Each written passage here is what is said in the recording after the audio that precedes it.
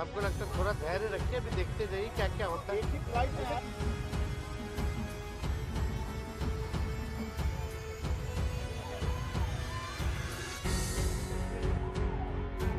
We are in NDA.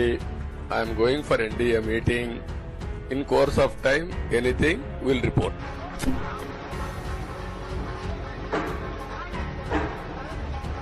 NDA की सरकार मोदी जी के नेतृत्व में बनेगी, उनका मैं अभिनंदन करता हूं और उनको आज मैं समर्थन देने यहाँ पर।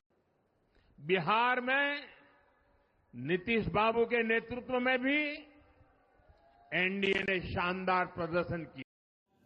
लोकसभा चुनाव के नतीजे आ गए हैं। जनता ने किसी नेशनल पार्टी को पूर्ण बहुमत नहीं दिया है। ऐसे में क्षेत्रीय दलों का महत्व अब अगले 5 साल तक देश की राजनीति में बढ़ गया है। एक तस्वीर इसका उदाहरण है। ये तस्वीर है बिहार के मुख्यमंत्री नीतीश कुमार और नेता प्रतिपक्ष तेजस्वी यादव की। दोनों ही नेता आज दिल्ली की एनडीए और इंडिया गठबंधन की महत्वपूर्ण मीटिंग में भाग लेंगे। ऐसे में दोनों पटना से दिल्ली के लिए एक ही फ्लाइट में बैठकर रवाना हुए। आगे पीछे बैठे मुस्कुराते हुए सीएम नीतीश और तेजस्वी यादव की इस तस्वीर के कई मायने निकाले जा सकते हैं। हालांकि तेजस्वी यादव ने कहा कि हमें तो मालूम ही नहीं था कि नीतीश कुमार भी इसी फ्लाइट में सफर कर रहे हैं, बस उनसे नमस्कार प्रणाम हुआ।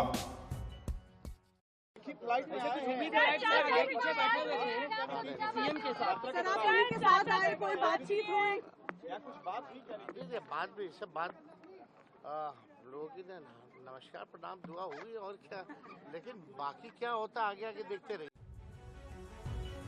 बिहार के मुख्यमंत्री नीतीश कुमार एनडीए को समर्थन देने के लिए दिल्ली पहुंचे हैं। वहीं तेजस्वी यादव इंडिया ब्लॉक की मीटिंग में शामिल होने के लिए दिल्ली पहुंचे। दोनों नेता सुबह 10:40 की विस्तारा फ्लाइट में दिल्ली रवाना हुए थे। दोनों का एक ही फ्लाइट में बैठना संयोग है या कुछ और, ये अभी स्पष्ट नहीं है। हालांकि नीतीश कुमार की क्रेडिबिलिटी पर हमेशा से ही सवाल उठते रहे हैं। चुनाव से पहले ही जेडीयू ने लालू यादव की पार्टी से समर्थन वापस लेकर भाजपा को समर्थन दिया था। अब एनडीए सरकार बनने पर जेडीयू ने एनडीए को समर्थन देने का फैसला किया है। एक तरफ जहां इंडी गठबंधन के नेता ये उम्मीद लगाए बैठे हैं कि नीतीश कुमार इंडी गठबंधन में वापस से शामिल होकर देश में इंडिया अलायंस की सरकार बनाने में महत्वपूर्ण भूमिका निभाएंगे, तो वहीं पटना से दिल्ली पहुंचे नीतीश कुमार ने साफ कर दिया है कि सरकार तो बनेगी ही।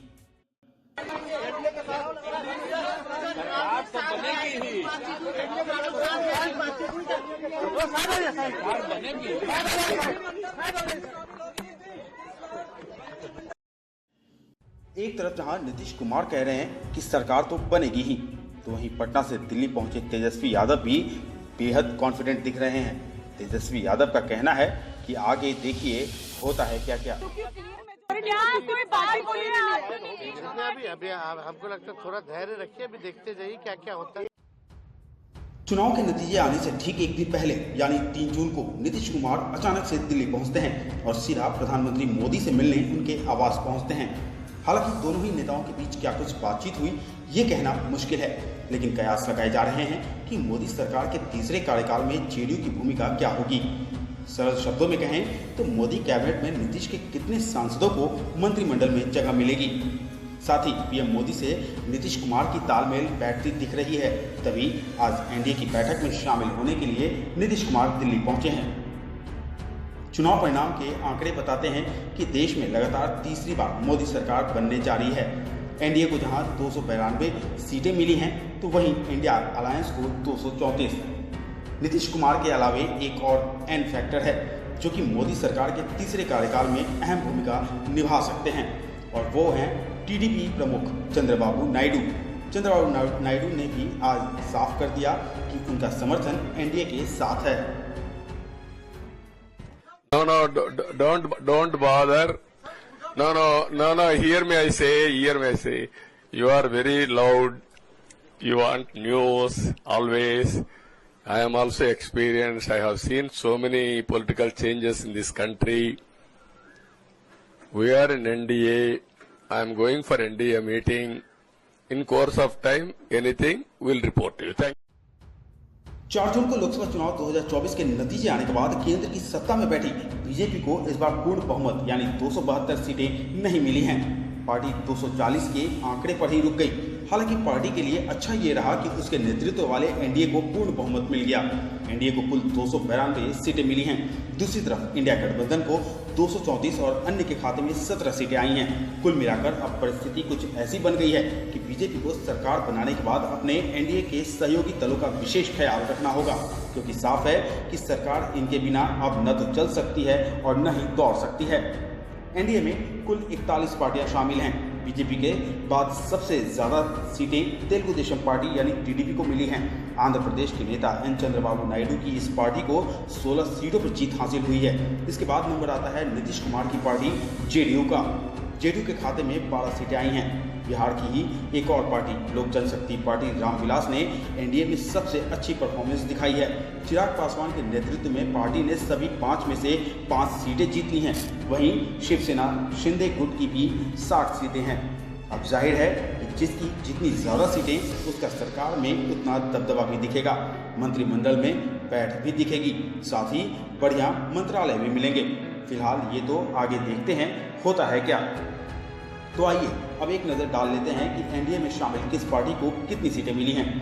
एनडीए में बीजेपी को जहां 240 सीटें आई हैं, वहीं तेलुगु देशम पार्टी यानी टीडीपी को 16 सीटें, जबकि जेडीयू को 12 सीटें, वहीं शिवसेना शिंदे गुट को 7 सीटें, जबकि लोक जनशक्ति पार्टी रामविलास को 5 सीटें, जनता दल को 2 सीट, राष्ट्रीय लोकदल को 2 सीट, जन सेवा पार्टी को 2 सीट, असम गण परिषद को 1 seat, united people's party liberal को 1 सीट, जबकि अखिल झारखंड छात्र संघ को 1 सीट, वहीं राष्ट्रवादी कांग्रेस पार्टी एनसीपी को 1 सीट, जबकि हिंदुस्तानी आवाम मोर्चा को 1 सीट, वहीं अपना दल को 1 सीट हासिल हुई है।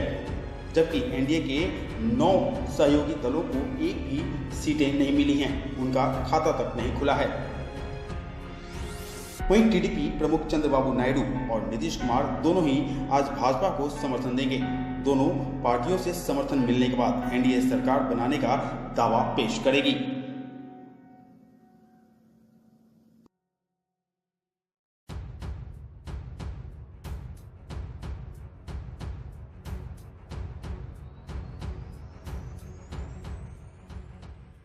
जितनी मेजोरिटी के लिए सांसद लगते हैं, संख्या लगती है, उतनी पूरी हो चुकी है, उससे ज्यादा है।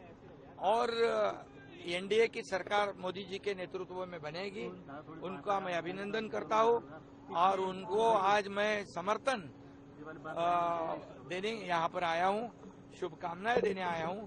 और कहावत है, गिरे तो भी टांग ऊपर वाली, ऐसी बात है। जिनके पास आंकड़े नहीं है, जिनके पास मेजोरिटी नहीं है, वो सरकार बनाने की बात करते हैं। ये तो मुंगेरी लाल के हसीन सपने हैं, ऐसा मैं कहता हूँ। और निश्चित रूप से आपको इतना ही कहूंगा, 10 साल मोदी जी को जो मिले, 10 साल में जो उन्होंने इस देश का विकास किया है, देश का विकास, देश को बहुत ही ऊंचाई पर ले गए। उनके बाद देश के विकास का एजेंडा था और सामने वाले जो थे विपक्ष वाले इंडिया लाइन, उनको एक ही था, मोदी हटाओ, मोदी हटाओ, मोदी हराओ। ये ऐसे जो पीड़ित लोग थे, वो लोगों को, जो कई लोग कहते थे कि मोदी जी को तड़ीपार करो, तो तड़ीपार इस देश की जनता ने उनको किया है। सत्ता से रोककर जो बोलने वाले हैं उनको ही तड़ीपार कर दिया, उनकी जगह उनको दिखा दी है।